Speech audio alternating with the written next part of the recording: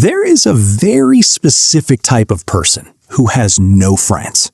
And it's not who you think. It's not the awkward one. It's not the weird one.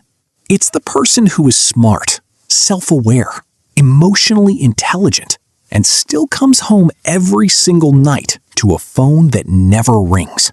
Psychologists have a name for this pattern, and once you hear it, you will never look at loneliness the same way again. But before I break this down, hit that subscribe button right now, because what I'm about to tell you is something almost no other channel talks about, and I don't want you to miss what's coming next. Every video on this topic tells you the same tired reasons. You're shy, you moved cities, you're too busy. That's not it. Not for most people watching this.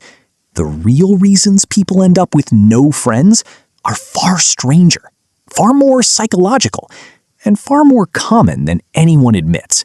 And the wildest part? Some of these reasons are actually signs of strength, not weakness. Let's go through them.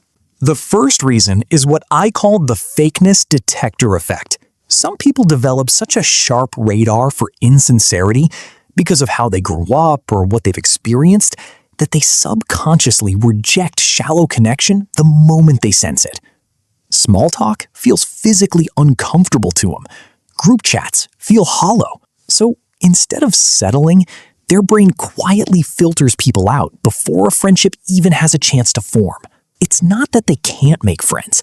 It's that they've made their bar for connection so high, almost no one clears it. Their loneliness isn't a flaw. It's an overcorrection from years of being burned by people who weren't real. The second reason is darker and comes straight from attachment psychology. The abandoned first reflex. People who grew up in unpredictable homes, where love felt conditional, or where a parent disappeared emotionally, often develop a hidden rule. Leave before you can be left. So the moment a friendship starts getting close, something in them pulls back. They cancel plans. They go quiet, not because they don't care, but because closeness itself feels like danger. Their nervous system associates connection with eventual loss, so it sabotages the bond to protect them from a pain they felt before.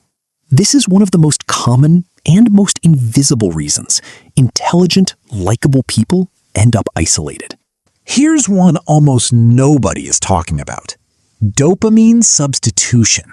Your brain doesn't fully distinguish between a real friend and a parasocial one. When you watch the same streamer, podcaster, or creator every day, your brain releases the same social bonding chemicals it would with an actual friend.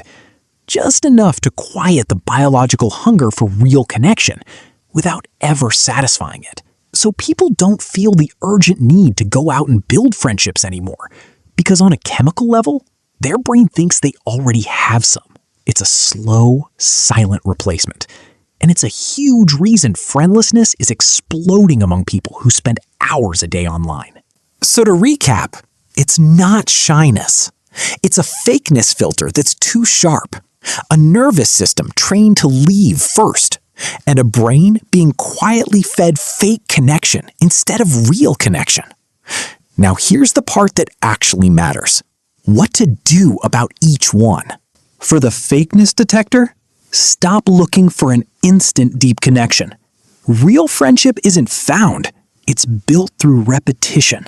Researchers at Ohio State found it takes roughly 50 hours of shared time to go from acquaintance to casual friend, and 200 hours to become close friends.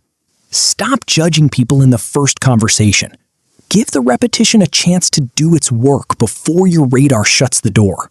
For the abandoned first reflex, the fix isn't trying harder to be social. It's noticing the exact moment you feel the urge to pull away and doing the opposite on purpose. Sending the text you want to cancel, showing up to the thing you want to skip. You're not curing an emotion. You're retraining a reflex, one repetition at a time.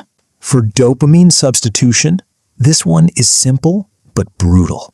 Audit your parasocial hours. Every hour spent passively consuming someone else's life online is an hour your brain isn't spending pursuing a connection that could actually love you back. Cut the substitute and the hunger for something real comes back fast. Having no friends was never really about being unlikable.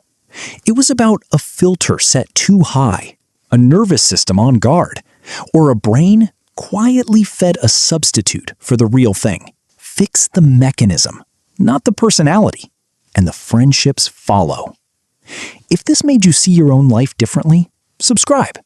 And if you know someone who needs to hear this, send it their way.